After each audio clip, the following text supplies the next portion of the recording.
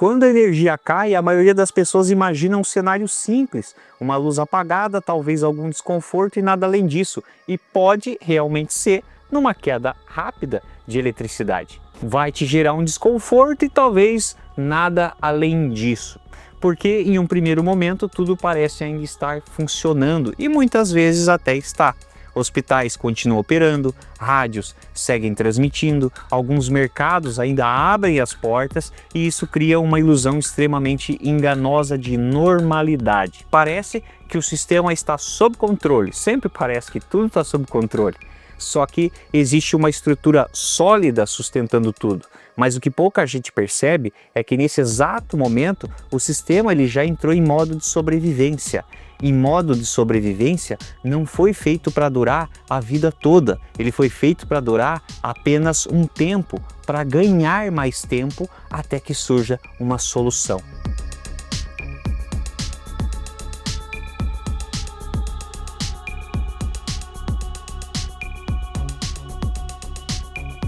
Minas Ferramentas, a ferramenta certa para quem faz de verdade.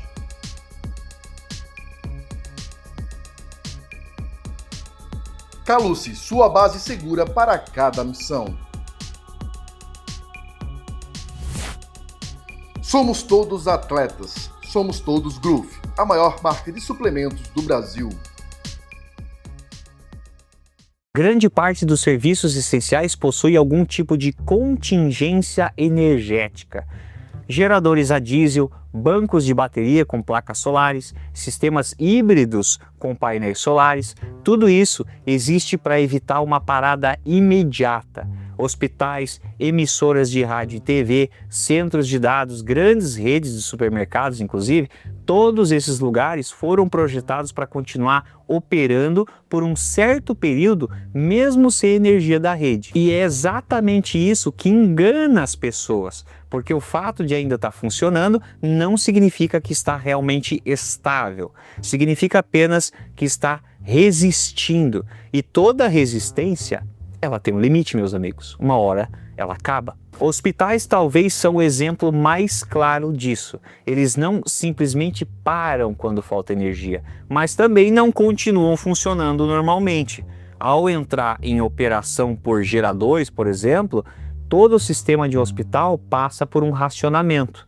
Áreas não essenciais, por exemplo, são desligadas, procedimentos são reavaliados e o foco se volta exclusivamente para o que é crítico, que são cirurgias de emergência, unidades de terapia intensiva, equipamentos vitais, tudo aquilo que não é prioridade começa a ser reduzido ou mesmo suspenso. E existe um fator que determina o quanto tempo isso pode durar: combustível. Isso quando nós não estamos falando, claro, de placas solares, mas lembrando que as placas solares dependem de sol. Geradores consomem grandes quantidades de diesel, pelo menos os grandes geradores são a diesel. E sem fluxo contínuo de reabastecimento, o tempo passa a ser um inimigo direto. A pergunta inevitável surge, mesmo que ninguém queira encarar: o que acontece quando esse combustível acaba ou quando ele começa a se tornar escasso? O mesmo princípio se aplica aos meios de comunicação.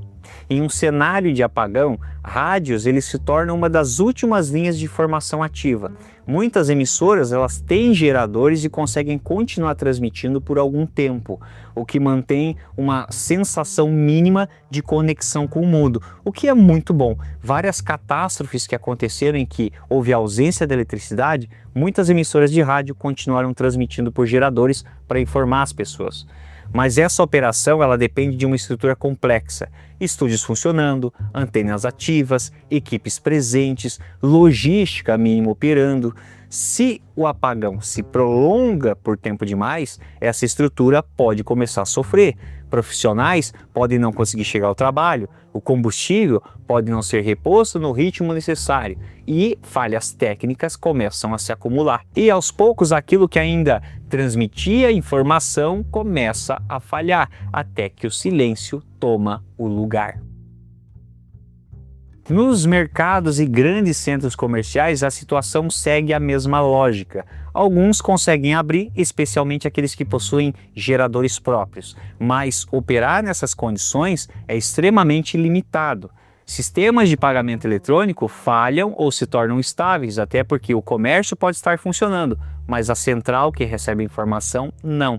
E o controle de estoque deixa de ser confiável e a refrigeração passa a ser um problema crítico. Mas o ponto mais importante não é nem o funcionamento interno, é o reabastecimento.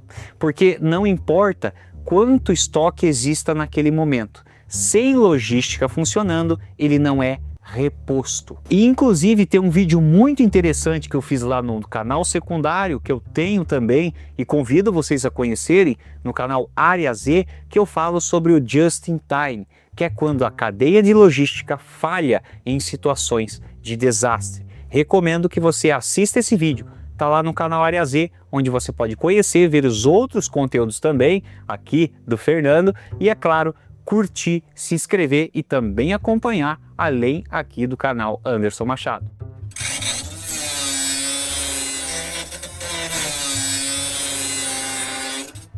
Se a logística não funciona, o conteúdo não é reposto. E a partir do momento em que as prateleiras começam a esvaziar, não existe garantia de reposição. Esse sim é o verdadeiro risco. Nenhum mercado tem estoque suficiente para muito tempo. Ele depende do fornecedor. E tudo isso converge para um gargalo inevitável, o combustível. Em um apagão prolongado, praticamente tudo que continua funcionando depende dele. Formas de eletricidade vão depender inclusive desse combustível também. Geradores, transporte, serviços de emergência, tudo consome combustível e isso cria uma pressão crescente no sistema. A demanda ela aumenta rapidamente e enquanto a capacidade de distribuição começa a falhar. Postos de combustível, por exemplo, eles dependem de energia para operar as bombas, elas funcionam com eletricidade. Sem energia, mesmo que haja combustível armazenado, ele não pode ser facilmente acessado. Claro que postos muitos têm geradores que usam o próprio combustível, mas aí entra o consumo. Ao mesmo tempo, o transporte desse combustível depende de uma cadeia logística que também está comprometida e existe ainda um efeito progressivo. No início, apenas grandes estruturas vão utilizar geradores, até já estão preparadas com esses geradores. Mas conforme o tempo passa e a energia não retorna, os pequenos comércios, empresas menores e até residências começam a buscar alternativas para continuar funcionando, que é onde quem não está preparado vai tentar se preparar no momento da crise, o que vai ser um grande problema. Isso vai gerar uma explosão de demanda em um sistema que não foi projetado para sustentar esse tipo de pressão. É uma questão simples, a partir do momento que não existe previsão de retorno de eletricidade, quem não tem condições de gerar sua própria eletricidade vai tentar buscar esse meio. E acredite, nós não temos geradores para todo mundo, não teremos muitas vezes combustível suficiente que será racionado e com acesso mais limitado. Fora o detalhe que todo equipamento que você só vai lembrar quando a energia cai, como uma lanterna, um banco de energia, aparelhos de comunicação, tudo isso vai se tornar um equipamento escasso, uma vez que não existe tanto no mercado para suprir uma alta demanda momentânea. Como, por exemplo, quando nós tivemos a pandemia de Covid, que as máscaras simplesmente desapareceram do mercado. Muita demanda, pouco produto. A cadeia logística como um todo é talvez o ponto mais sensível de toda essa estrutura, porque absolutamente tudo depende dela. Alimento, combustível, medicamento, insumos básicos, tudo precisa ser transportado, distribuído e até mesmo controlado. E isso depende diretamente de energia, comunicação e sistemas informatizados. Sem esses três pilares, caminhões deixam de circular com eficiência, centros de distribuição vão travar, rotas deixam de ser coordenadas. Existe uma ideia comum que seria possível voltar ao modo antigo, sabe? Como a gente vivia mais de forma analógica, operar literalmente de forma analógica como no passado. E isso é verdade, nós já vivemos assim. Mas o problema é que hoje não temos mais essa estrutura pronta e reverter para esse modelo exigiria tempo, adaptação e treinamento. E um apagão não oferece esse tempo para essa adaptação. Quando a gente fala de um apagão, durante o dia esse cenário já é complicado, mas ainda existe alguma margem de adaptação. Talvez não muito grande, mas existe. Agora, quando a noite chega, daí a realidade muda completamente quando nós não temos eletricidade. Sem energia, a iluminação pública desaparece, semáforos deixam de funcionar, ruas inteiras ficam completamente escuras e isso altera o comportamento das pessoas de forma imediata. A sensação de segurança, ela diminui drasticamente. Para você que já passou por uma simples queda de energia prolongada, sabe do que eu estou falando. A percepção de risco, ela aumenta e inevitavelmente surgem oportunidades para quem vive da desordem. Além disso, outros problemas começam a crescer. O uso de velas aumenta significativamente, elevando riscos de incêndios. Acidentes de trânsito se tornam mais frequentes devido à falta de sinalização. E talvez o mais crítico, a capacidade de resposta a emergências fica comprometida. Precisar de ajuda em um cenário desses pode se tornar um verdadeiro pesadelo para as pessoas. Os próprios serviços de emergência eles também passam a operar sob pressão. Polícia, bombeiro e equipes médicas, elas dependem de comunicação eficiente, coordenação e mobilidade. Sem esses elementos funcionando plenamente, o tempo de resposta aumenta, a capacidade de atendimento ela diminui e o sistema começa literalmente a sobrecarregar. Pequenos incidentes que seriam facilmente controlados podem se transformar em situações graves. Um incêndio, por exemplo, que seria contido rapidamente, ele pode sair do controle e uma emergência médica simples pode se tornar fatal. E no final, tudo se resume ao fator mais importante de todos, o tempo. Algumas horas sem energia são apenas um incômodo. Um dia já representa um problema sério. Alguns dias começam a gerar desorganização real. Agora, muitos dias sem energia, sem previsão de retorno, isso já não é mais um problema técnico, isso já é uma crise. Porque apesar da sociedade tentar se reorganizar, essa reorganização não acontece na velocidade necessária, isso é um fato. Sistemas complexos não se reconstroem rapidamente e nesse ponto cada pessoa começa a sentir de forma direta o peso da dependência que tem do sistema. Você pode nunca ter pensado em viver fora da rede e viver totalmente fora dela é realmente quase impossível. Pode nunca ter considerado essa possibilidade. Mas em um cenário como esse, isso deixa de ser uma escolha. Você é literalmente forçado a operar de forma independente, mesmo que de maneira básica.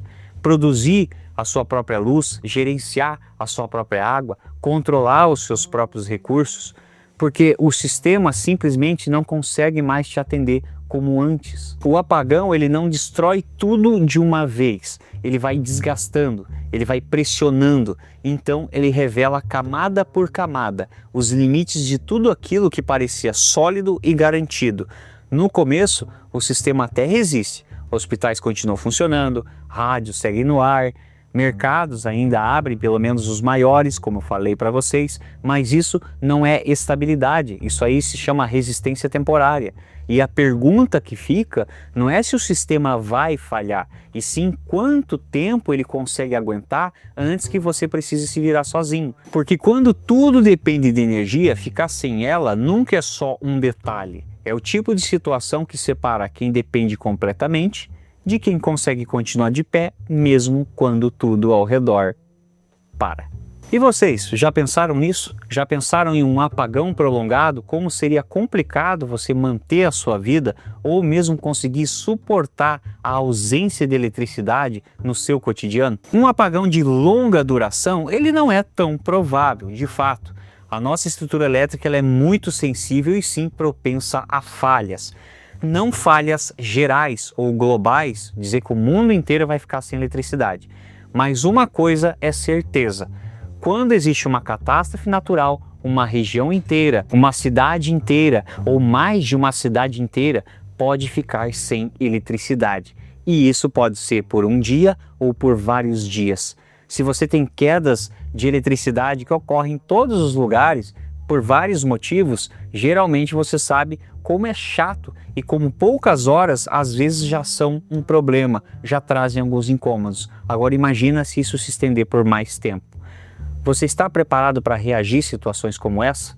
Comece se preparando para pequenas situações sem eletricidade e você vai ver que não é tão complicado criar meios para que você tenha algum conforto e algum controle da sua vida na ausência da eletricidade. E espero que você tenha gostado dessa resenha de hoje. Eu poderia falar muito mais aqui para vocês sobre problemas com relação à falta de energia ou a mesmo apagões, porém isso aqui é deixar de ser um vídeo e a virar uma live, ok?